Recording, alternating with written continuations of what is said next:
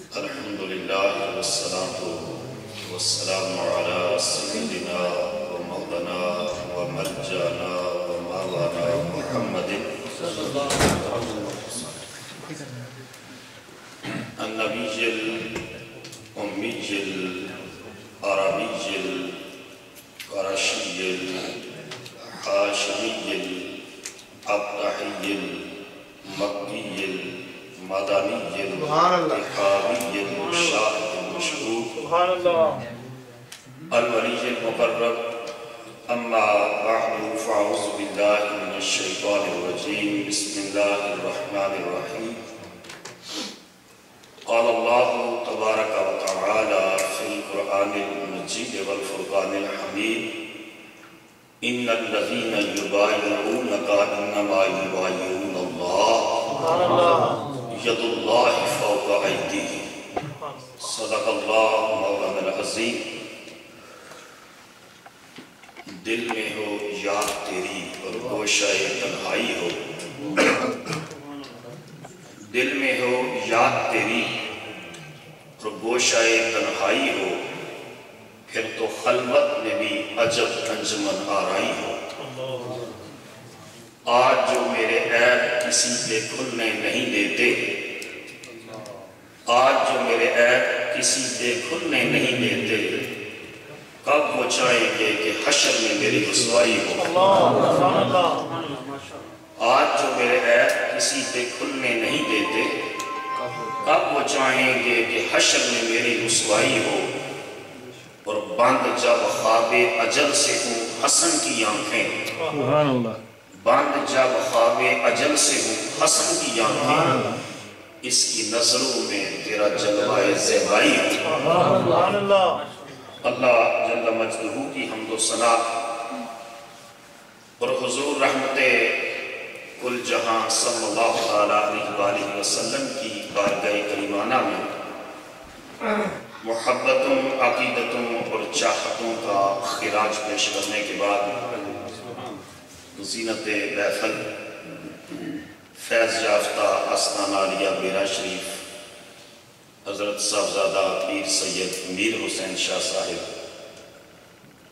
برادر مکرم فخر السادات حضرت صاحبزادہ ڈاکٹر سید شہزاد مصطفیٰ صاحب،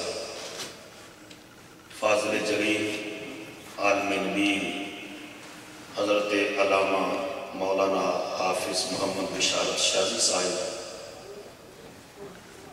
زینت الحفاظ والقراء استاد الحفاظ محترم المقام مولانا قاری محمد یونس صاحب، زینت الحفاظ قاری رضا المصطفیٰ صاحب، محترم محمد اصغر چشتی صاحب، واجب الاحترام بزرگوں، دوستوں، عزیز ساتھیوں، میں اس کانفرنس کے انعقاد پر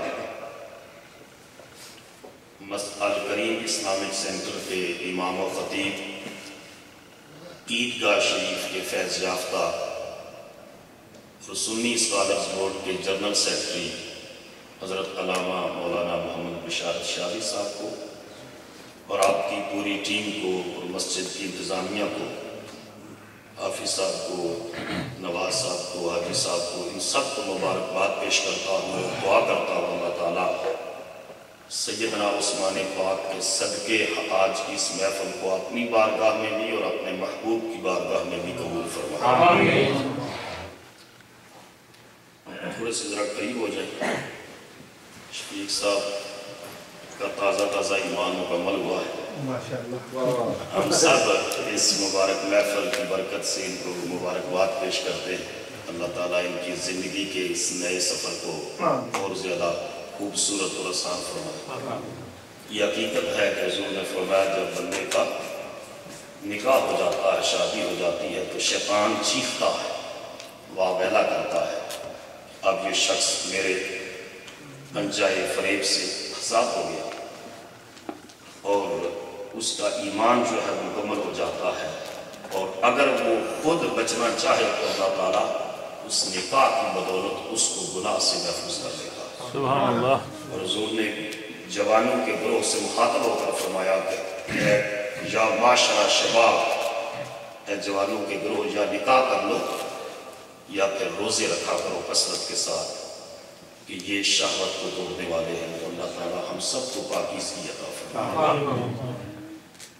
یہ بڑا ضروری ہے کہ ہم اپنے اکابرین کو یاد رکھیں اور ان کے ایام مناتے رہیں، اس لیے کہ اگر ان کے ایام منانا ہم چھوڑ دیں تو ہماری آنے والی نسلیں ان کو کس طرح پتہ چلے گا کہ ایسے ایسے نفوس قدسیہ اور رجال کار حضور کی امت میں گزرے ہیں کہ آسمان کے فرشتے بھی جن کے مقدر پر رش کرتے ہیں،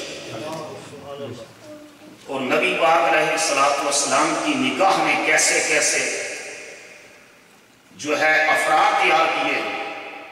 سیدنا صدیق اکبر دیکھ لیں، سیدنا فاروق اعظم دیکھ لیں، سیدنا عثمان غنی دیکھ لیں، مولا علی دیکھ لیں۔ جس پر نگاہ پڑتی ہے پتہ چلتا ہے کہ مصطفیٰ علیہ السلام کی نگاہ کا یہ فیض ہے۔ ان ہستیوں کی عظمت اور شان کو دیکھ کر اندازہ ہوتا ہے اگر ان کی یہ شان یہ ہے، ان کا یہ مقام ہے، تو ان کے آقا کی شان کتنی بلند ہو۔ سیدنا عثمان غنی رضی اللہ تعالیٰ عنہ، ان کے والد کا نام عفان تھا، ان کی والدہ حضور علیہ السلام کی سگی پھوپھی لگتی تھی، اور یہ رشتے میں حضور علیہ السلام کے بانجے لگتے ہیں۔ طبقات ابن سعد کے اندر ہے کہ ان کی عمر 32 یا 34 سال تھی، ایک روایت ہے 32 سال، ایک روایت ہے 34 سال۔ سیدنا صدیق اکبر رضی اللہ تعالیٰ نے ان کو اسلام کی دعوت پیش کی۔ سعید، طیب اور نفیس روح تھی، ان کی دعوت اسلام کے اوپر فوراً لبیک کہتے ہوئے حضور علیہ السلام کی غلامی کا اعلان کر دیا۔ سبحان اللہ، ماشاءاللہ۔ ابن سعد نے لکھا ہے کہ جب آپ نے کلمہ پڑھا، جوان تھے 32-34 سال کے، تو آپ کے چچا حکم بن عاص نے آپ کو رسیوں کے ساتھ باندھ دیا، جگڑ کر رسیوں سے باندھا، اور باندھ کر دھوپ کے اندر جو ہے وہ عرب کی سخت دھوپ ہوتی ہے، اس عرب کی دھوپ کے اندر جو ہے رسیوں سے باندھ کر جو ہے وہاں پھینک دیا، اور کہا جب تک تو اس دین کو نہیں چھوڑے گا اے عثمان، میں تجھے رسیوں سے آزاد نہیں کروں گا۔ حضرت عثمان غنی رضی اللہ تعالیٰ نے کہا اے چچا، تو اس رسیوں سے اس جسم کو باندھ تو سکتا ہے، مگر میری تو روح مصطفیٰ کے دین پر قربان ہو چکی۔ سبحان اللہ، ماشاءاللہ، سبحان اللہ۔ ابھی نہیں چشتی صاحب نے پڑھا میاں صاحب کا کلام کہ کچا رنگ لاری والا تے چڑھتا لیمبا رنگا، عشق تیرے دا رنگ محمد چڑھیا بدل ہی۔ مصطفیٰ کی نگاہ نے وہ انہیں کمال عطا کر دیا تھا، تو کہا کہ اب کوئی قید اور کوئی مشقت اور کوئی اذیت اب مجھے خدا کی کبریائی کے اعلان سے باز نہیں رکھ سکتی، اور مصطفیٰ کی نبوت اور صداقت کے اعلان سے باز نہیں رکھ سکتی۔ سبحان اللہ۔ سیدنا عثمان غنی رضی اللہ تعالیٰ کے بارے میں آتا ہے یہ چوتھے آدمی ہیں جنہوں نے حضور کا کلمہ پڑھا۔ سبحان اللہ۔ اب کہتے ابن سعد میں چوتھے فرد ہیں جو اسلام کے اندر داخل ہوئے ہیں، اور آپ کا شمار پڑھے لکھے لوگوں میں ہوتا تھا۔ یہی وجہ ہے کہ جب حضور علیہ السلام پر وحی اتری، علامہ غرازی نے لکھا ہے فتوح البلدان کے اندر، جب حضور علیہ السلام کی بعثت ہوئی تو پورا مکہ اور پورا عرب جہالت کے گٹاٹو اندھیروں میں ڈوبا ہوا تھا۔ صرف 17 آدمی پڑھنا لکھنا جانتے تھے، علامہ غرازی کہتا ہے، اور وہ بھی کوئی ہائیلی کوالیفائڈ لوگ نہیں تھے، ان کے پاس بھی بیسک کسٹمری ایجوکیشن، رسمی رواجی ٹریڈیشنل ایجوکیشن تھی اس دور کے رواج کے مطابق، لیکن ان بنیادی پڑھے لکھے لوگوں میں سیدنا عثمان غنی رضی اللہ تعالیٰ کا نام لیا تھا۔ سبحان اللہ۔ یہی وجہ ہے کہ ان کو آقا کریم علیہ السلام نے کاتبین وحی کے اندر شمار کر لیا، اور ان کو کاتب وحی مقرر کیا کہ وحی حضور پر اترتی اور حضور حکم دیتے، ڈکٹیٹ کرواتے حضرت عثمان کو، اور عثمان کا قلم مصطفیٰ پر اترا ہوا قرآن لکھا کرتا تھا۔ سبحان اللہ۔ تو سیدنا عثمان غنی رضی اللہ تعالیٰ اس اعتبار سے اس دور معاشرے میں لٹریسی لے پر पर्सनैलिटी के तौर पर उनका शुमार होता है। और फिर मक्का मुकरमा में हुज़ूर अलैहिस्सलाम ने अपनी साहबजादी हज़रत सैयदा रुक़ैया रज़ियल्लाहु ताला अन्हा का निकाह हज़रत उस्मान से फरमाया। और रहीम लिखते हैं कि मक्का में इस जोड़े को सबसे खूबसूरत और सबसे मुबारक जोड़ा समझा जाता है। सुभान अल्लाह। और जब मुसलमानों ने हबशा की तरफ हिजरत की तो इन्होंने भी इजाज़त मांगी हज़रत उस्मान को, और हज़रत रुक़ैया को हुज़ूर ने इजाज़त बख्शी। हज़रत हुज़ूर की साहबजादी को लेकर ये हबशा की तरफ हिजरत करके गए और फिर हबशा से मदीना तैयबा हिजरत करके आए। इनको 2 हिजरतों का इजाज़ रब ने बख्शा। मक्का से हबशा की हिजरत भी इनको तौफीक मिली, इजाज़ बख्शा, और हबशा से मदीना की हिजरत भी नसीब हुई। सुभान अल्लाह, माशाअल्लाह। जब हुज़ूर अलैहिस्सलाम ग़ज़वा बदर के लिए तशरीफ लेकर जाने लगे तो उस वक़्त हज़रत सैयदा रुक़ैया रज़ियल्लाहु ताला अन्हा ये बीमार पड़ गई और शदीद की बीमारी। तो आका करीम अलैहिस्सलाम ने उन्हें हुक्म दिया कि उस्मान तुम मदीना तैयबा में रहो। हज़रत रुक़ैया रज़ियल्लाहु ताला अन्हा की इयादत बीमारपूसी और उनके मामलात की निगरानी के लिए, और आका करीम अलैहिस्सलाम बदर में तशरीफ ले गए। बदर में अल्लाह पाक ने मुसलमानों को पहली कुफ्र और इस्लाम की जंग में फतह शानदार कामयाबी अता की, जिसके बारे में कुरान मजीद में अल्लाह ने फरमाया वलक़द नसरकुमुल्लाहु बिबद्रिन व अंतुम अज़िल्ला, तुम कमजोर थे और रब ने तुम्हें शानदार फतह, नुसरत और कामयाबी अता की। अब इत्तेफाक देखिए कि इधर आका करीम बदर से वापस तशरीफ ला रहे थे और जिस शख्स की ड्यूटी थी कि जाकर मदीना में ऐलान करे कि अल्लाह पाक ने मुशरिकों को शिकस्त से दोचार किया है और मुस्तफ़ा के गुलामों को कामयाबी और शानदार फतह अता फरमाई। ऐन उस लम्हे जब ये मुनादी मदीना की गलियों में ऐलान कर रहा था, पीछे हज़रत रुक़ैया का इंतकाल हो गया रज़ियल्लाहु ताला अन्हा का, और जब ये काफिला मदीना में दाखिल हो रहा था उस वक़्त हज़रत रुक़ैया रज़ियल्लाहु ताला अन्हा को कब्र अनवर के अंदर उतारा जा रहा था। उनको कब्र में उतारा जा रहा था और ये बदर से मुसलमान फतह याब होकर वापस आ रहे थे। आका करीम अलैहिस्सलाम मदीना तैयबा वापस तशरीफ लाए तो हुज़ूर ने अपनी दूसरी साहबजादी हज़रत सैयदा उम्मे कलसूम रज़ियल्लाहु ताला अन्हा का निकाह भी हज़रत उस्मान गनी से करवाया। जिस दिन हज़रत सैयदा उम्मे कलसूम का निकाह हुज़ूर ने हज़रत उस्मान से फरमाया ना, उस दिन मानाए आला में हज़रत जिब्राइल ये खबर लेकर आए कि आज आसमान में उस्मान का लक़ब ज़ुल्नुरैन पड़ गया। सुभान अल्लाह, जिसका माना है 2 नूरों वाला। बोलो सारे, 2 नूरों वाला। कितने? 2 नूरों वाला। किस एतबार से 2 नूरों वाला कि एक मुस्तफा की बेटी आई तो 1 नूर, दूसरी साहबजादी उनके निकाह में आई तो 2 नूर।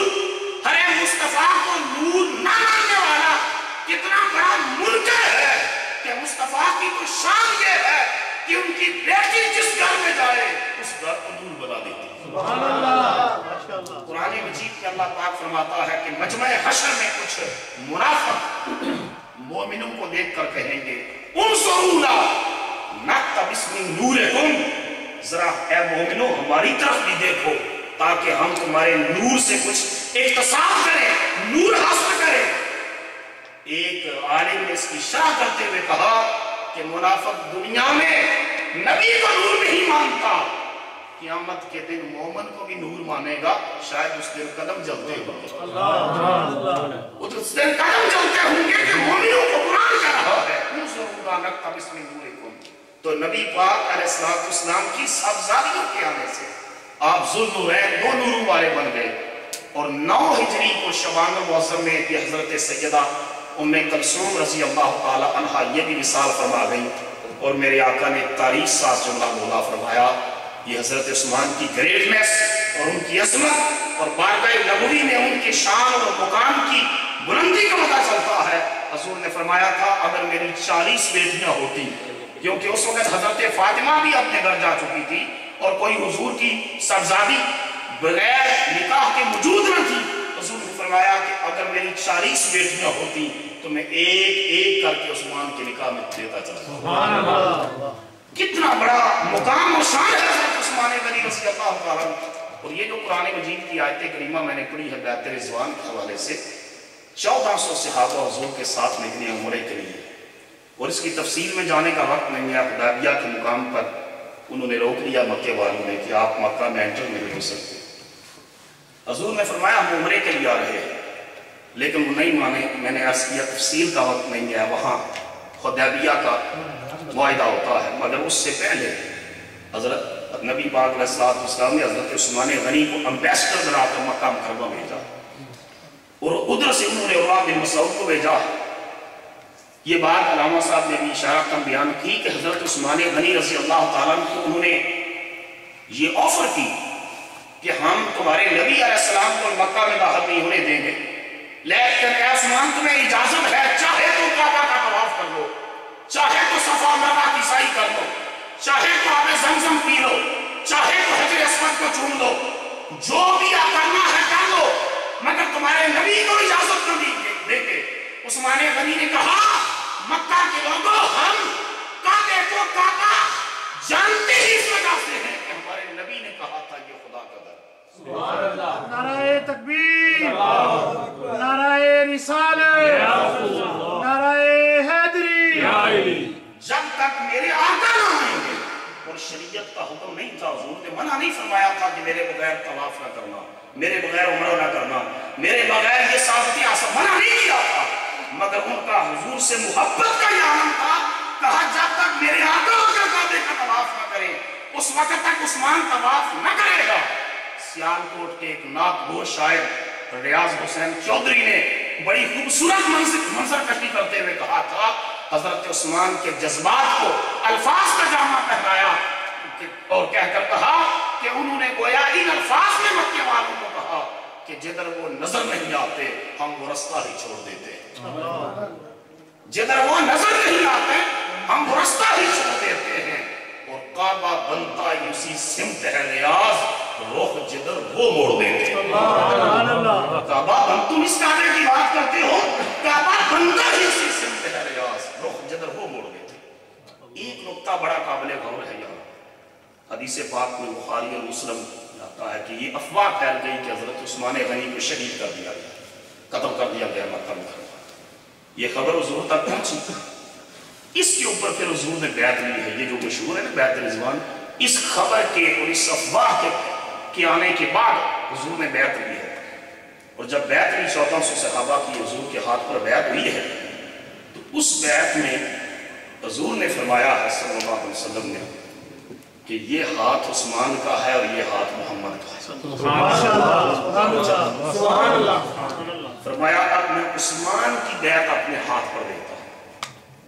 اس کے اوپر پھر یہ جو سکول آف تھاٹ بنے ہیں کہ ایک سکول آف تھاٹ ہمیشہ یہ جو بوٹل ہے اس کا جو ہاف پارٹ ہے اس کو دیکھے گا. یہ بوٹل آدھی خالی ہے، پانی کا گلاس آدھا خالی ہے، اور دوسرا ہمیشہ یہ دیکھے گا کہ نہیں آدھا بھرا ہوا ہے. یہ ایک اینگل ہے اور وے آف تھنکنگ ہے، ایک زاویہ نگاہ ہے. ایک ہمیشہ خالی سے کی طرف دیکھے گا اور ایک بڑے میں کو دیکھے گا. جن لوگوں کی نگاہ میں منفیت ہے انہوں نے ہمیشہ اس حدیث سے استدلال کرتے ہوئے کہا دیکھیں اگر حضور کے پاس غیب کا علم ہوتا اور حضور کو پتا ہوتا کہ عثمان زندہ ہے تو عثمان کی بیعت حضور علیہ السلام کیوں لیتے؟ اور اگر یہ افواہ تھی اور نبی کے پاس غیب کا علم ہوتا تو حضور کو پتا ہوتا یہ افواہ ہے، یہ جھوٹی خبر ہے، حقیقت نہیں ہے، عثمان زندہ ہے. اس کا مطلب یہ ہے کہ ان کے پاس بیعت کا علم نہیں تھا، اسی وجہ سے انہوں نے بیعت لی. اور دوسرا طبقہ اہل سنت والجماعت الشاہ اور مسلک حق سے تعلق رکھنے والوں نے کہا کہ حضور کو یقین تھا عثمان زندہ ہے، اسی وجہ سے وہ حضور فرما رہے تھے یہ ہاتھ محمد کا، یہ عثمان کا. نعرہ تکبیر، نعرہ رسالت، نعرہ حیدری. اگر حضور کو یہ اس چیز میں شک ہوتا کہ عثمان زندہ نہیں ہے تو مردے کی بیعت تو کوئی نہیں لیتا. بے شک، سبحان اللہ. جو شہید ہو جائے زندہ نہ ہو اس کی بیعت تو کوئی نہیں لیتا. اور پھر جب مصطفیٰ نے کہا یہ ہاتھ عثمان کا ہے تو اللہ پاک کو یہ ادا اتنی پسند آئی. سورہ فتح کے اندر اللہ نے فرمایا ان الذین یبایعونک انما یبایعون اللہ. اے میرے نبی 1400 صحابہ جنہوں نے تیرے ہاتھ پر بیعت کی ہے انہوں نے تیرے ہاتھ میں نہیں میرے ہاتھ پر بیعت کی. ان کے ہاتھوں پر خدا کا ہاتھ. سبحان اللہ. تو بتاؤ خدا کا کوئی ہاتھ ہے فزیکل؟ نہیں. بولیے. نہیں. خدا جسم سے جسمانیت سے ان چیزوں سے پاک ہے. بے شک. مگر وہ جب یہ کہہ رہا ہے کہ انہوں نے خدا کی حضرت بیعت کی ہے تو اس میں ایک نقطہ ہے جس سے شان مصطفیٰ کا بھی پتہ چلتا ہے، شان عثمان غنی کا بھی پتہ چلتا ہے. سبحان اللہ. اور وہ نقطہ یہ ہے کہ حضرت عثمان کے بارے میں آقا فرما رہے ہیں اپنے ہاتھ کو حضور کہہ رہے ہیں یہ ہاتھ عثمان کا ہے. میرے نبی اپنے ہاتھ کو عثمان کا ہاتھ کہہ رہے ہیں اور رب کہہ رہا ہے کہ نہیں اے میرے نبی تیرا ہاتھ یہ میرا ہاتھ ہے. تو عثمان کی شان یہ ہے کہ عثمان کو حضور کہے میرا ہاتھ عثمان کا ہاتھ ہے اور رب کہے مصطفیٰ نہیں تیرا ہاتھ میرا ہاتھ. سبحان اللہ. پتہ چلا عثمان غنی کی شان یہ ہے کہ ان کا ہاتھ ڈائریکٹ جب مصطفیٰ کا ہاتھ ہاتھ آیا اور دستے مصطفیٰ دستے خدا کا ہاتھ آیا تو عثمان کا ہاتھ تو خدا کے ہاتھ. اب وہاں پھر اس کی تفصیل کا بھی وقت نہیں ہے، بہت سی چیزیں ایسی ہیں جو میں چھوڑ رہا ہوں. دوسرا پہلو جو عروہ بن مسعود نے منظر دیکھا اور بیان کیا اس کو میں چھوڑ رہا. حضرت عثمان غنی کا ایک آخری جو پہلو میں عرض کر رہا وہ یہ کہ جب آپ خلیفہ بنے تو اس وقت اسلامک اسٹیٹ جو تھی ایکسپینڈ ہو رہی جیوگرافیکلی. حضرت عمر کی دور میں فتوحات کا ایک بڑا عظیم سلسلہ پھیلا، لیکن اس کو حضرت عثمان غنی نے جس طرح اس اسلامک اسٹیٹ کی اس ایکسٹینشن کو جس طرح برقرار رکھا اور جس استقامت جرأت اور پولیٹیکل ویژن کے ساتھ اس کو آگے پھیلایا، ہمیں تاریخ بتاتی ہے، ہمارے جوانوں کے جاننے کے لیے چیز ضروری ہے کہ حضرت عثمان غنی رضی اللہ تعالیٰ کے عہد خلافت میں اسلامی ریاست سندھ سے لے کر اندرس تک پھیل چکی تھی. سبحان اللہ.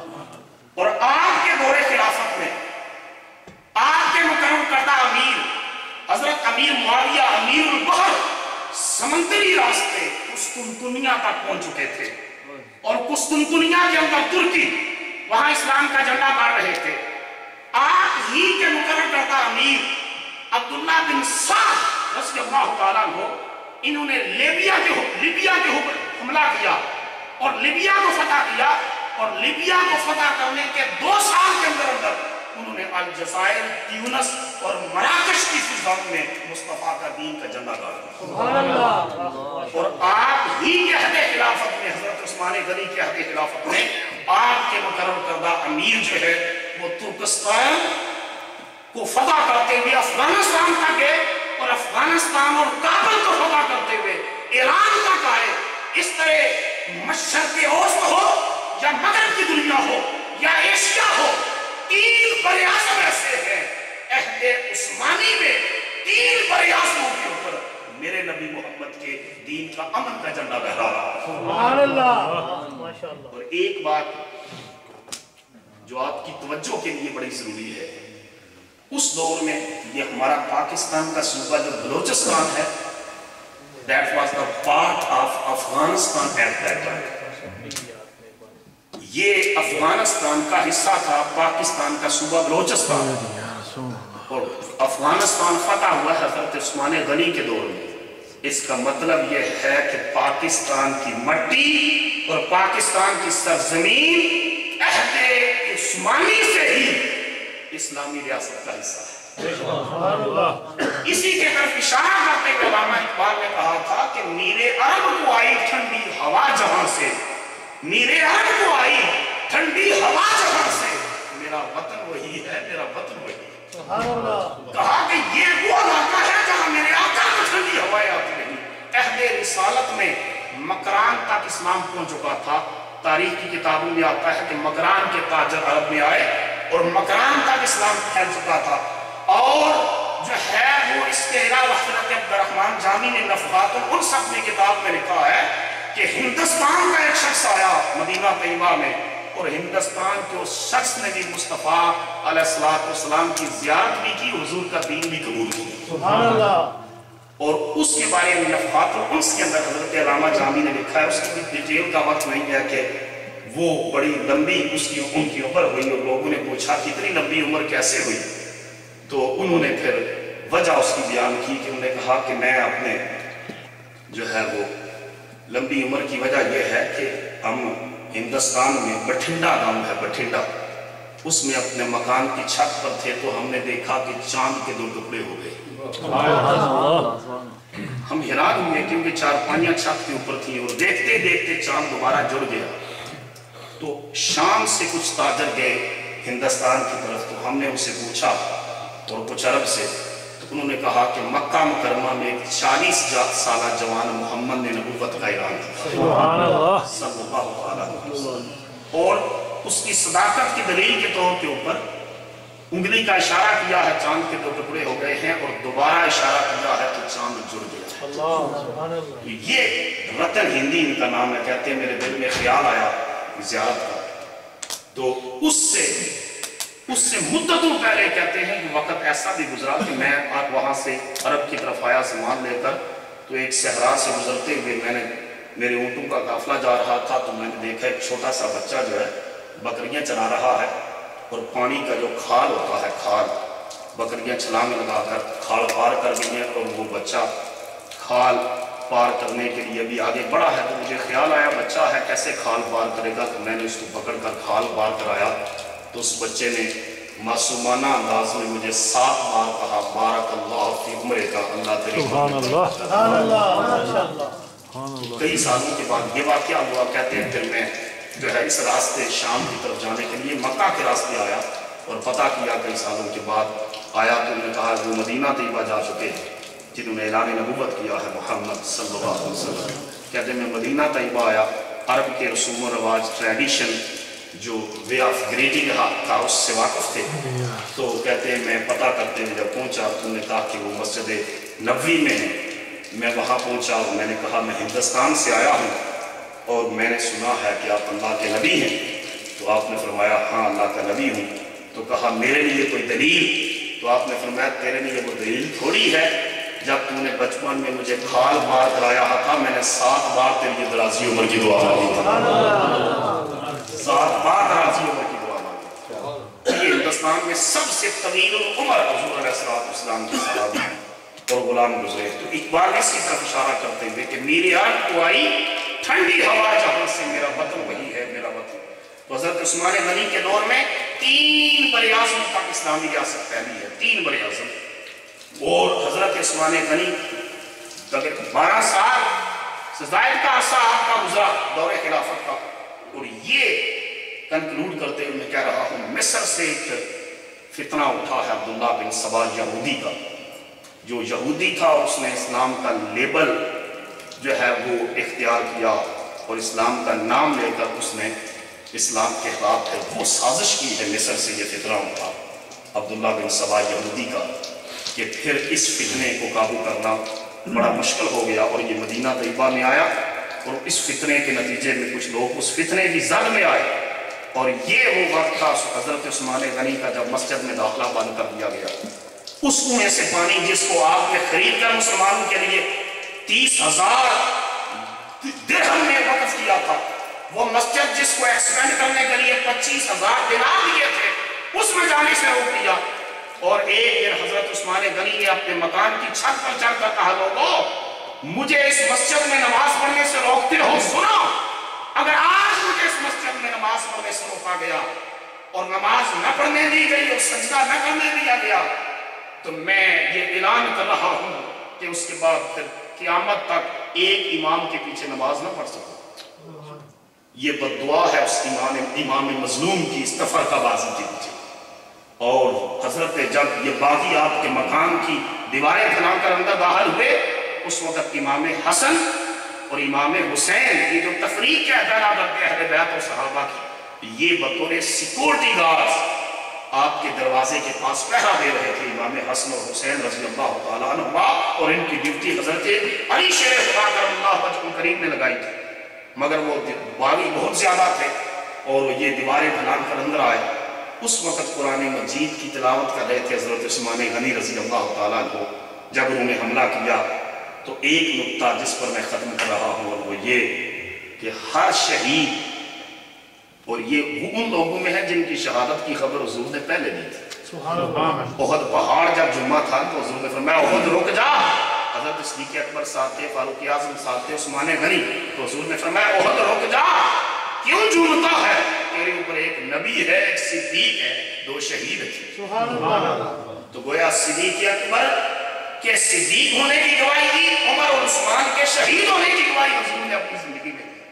تو ہر شہید کی شہادت کے وقت اس کے خون کا پہلا قطرہ کسی کا بدر کی زمین پر گرا، کسی کا احد کی زمین پر گرا، کسی کا خندق، کسی کا تبوک، کسی کا کسی مقام پر گرا، مگر قربان جائے عثمان غنی آپ کی شان اور آپ کے مقام پر شہادت کے وقت ان کے خون کا پہلا قطرہ اللہ کی کتاب پر گرا، قرآن مجید پر گرا، اور اس قرآن کے لفظوں نے اس کو محفوظ کر کے یہ گواہی دے دی کہ عثمان اور قرآن بھی جدا جدا تھے۔ جس طرح اہل بیت اور قرآن جدا نہیں ہے، اس طرح عثمان اور قرآن بھی جدا نہیں ہے۔ اور آج بھی وہ نسخہ ترکی کے شہر استنبول کی لائبریری کے اندر موجود ہے۔ ہمارے استاد گرامی اور مرشد کریم حضور ضیاء الامت حضرت جسٹس پیر محمد کرم شاہ صاحب رحمت اللہ تعالیٰ علیہ کی تحریر میں نے پڑھی، آپ نے فرمایا میں نے اس نسخے کی زیارت کی ہے جس نسخے کو حضرت عثمان غنی اس وقت تلاوت کر رہے ہیں، اس کی تلاوت کر رہے تھے، وہ ابھی آج بھی اس استنبول کے اندر موجود ہے۔ اور حضرت عثمان غنی رضی اللہ تعالیٰ عنہ کی قبر انور پر اللہ کروڑوں رحمت نازل فرمائے اور قیامت تک آپ کے نقوش پاک کو ہمیں خزانہ بنانے کی توفیق عطا فرمائے۔ مدینے کے گدا دیکھے دنیا کے امام اکثر بدل دیتے ہیں تقدیر محمد کے نام۔